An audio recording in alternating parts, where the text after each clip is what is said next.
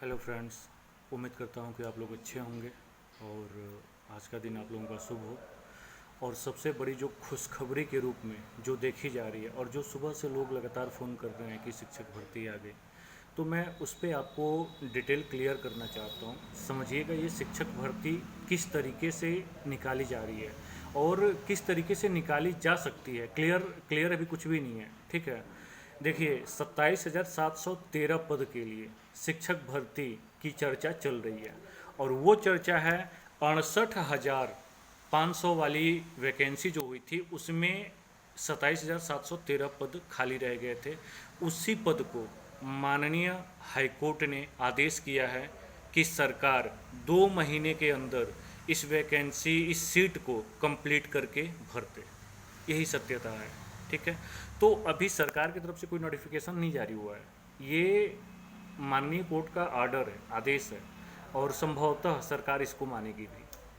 तो माननीय कोर्ट की तरफ से जो आदेश मिला है तो सरकार को करना भी पड़ेगा। तो संभवतः ये जो 27,713 पद हैं इनको कंप्लीट करने के लिए सरकार अपनी प्रक्रिया करेगी। अब दूसरी कंडीशन ये बनती है कि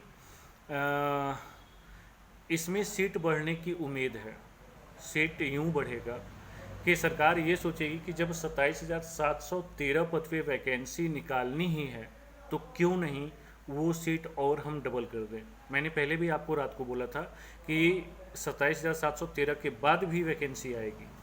तो संभवतः एक चीज़ हो सकता है कि 27,700 में 713 में और भी पद मर्ज कर दिए जाएंगे और मर्ज करके एक बड़े लेवल पे इस वैकेंसी को कराया जा सकता है। और मैंने पहले भी बोला था कि ये बात हमेशा ध्यान रखिएगा कि ये इस सरकार में यही होता है, या तो वैकेंसी नहीं आती और जब भी आती है तो बिना विलंब किए तत्काल भाव से आएगी। मतलब ये नहीं कि नोटिफिकेशन आ गया 6 महीने फॉर्म डालते लगेंगे, 6 महीने मौका मिला है पढ़ने का, नहीं, तत्काल आएगी, तत्काल सब प्रक्रिया होगी, एग्ज़ाम होगा, जो पास हो गए ठीक है, नहीं हुए घर जाओ। तो इस प्रक्रिया में आपको पहले से तत्पर होकर तैयार रहना होगा। वो चाहे पढ़ाई की बात हो, चाहे माननीय कोर्ट से जो आदेश को लेकर हम लोग अपनी लड़ाई लड़ रहे हैं उस प्रक्रिया में। तो मुझे लगता है, मुझे उम्मीद है कि आप लोग ये सारी चीज़ें क्लियर कर लिए होंगे कि जो शिक्षक भर्ती की वैकेंसी आ रही है वो उसकी क्या प्रक्रिया है, ठीक है।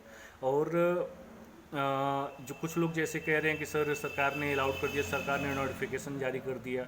देखिए, सरकार की तरफ से कोई नोटिफिकेशन जारी नहीं है, स्पष्टतः माननीय कोर्ट का आदेश है और 68,500 में जो सीट पद खाली था उसी को भरने की बात चल रही है।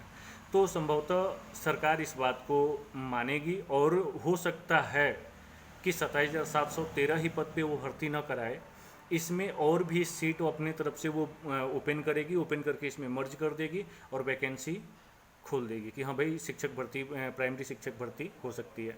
कुछ लोगों का सवाल था मुझसे कि बीएड वाले इसमें शामिल होंगे या नहीं होंगे। देखिए, माननीय कोर्ट के आदेशानुसार तो अभी तक बीएड के अभ्यर्थी सभी बाहर हैं और ये डीएलएड बीटीसी के ही अभ्यर्थी अलाउड हैं। तो डीएलएड को जैसे मेरे कहने या ना कहने से कुछ नहीं होता है, लेकिन संभवतः डीएलएड के अभ्यर्थी इससे बाहर ही, सॉरी, बीएड के अभ्यर्थी इस प्राथमिक शिक्षक भर्ती से संभवतः बाहर ही रहेंगे, ठीक है। जैसे तमाम बीएड अभ्यर्थी हमसे पूछ रहे थे, कल लाइव में भी लोगों के सवाल थे कि बीएड वाले शामिल होंगे कि नहीं होंगे, तो मुझे लगता है कि नहीं होंगे, ठीक है। और अपने वाली प्रक्रिया पे मैं ग्रुप में आ रहा हूँ, ग्रुप में एक्टिव रहूँगा और भी सारी प्रक्रियाएं करनी है और आप लोग भी लगे रहिए तत्काल भाव से इस पर पूरी प्रक्रिया जम के जो भी बेस्ट तरीका है उसे कंप्लीट कर लिया जाए।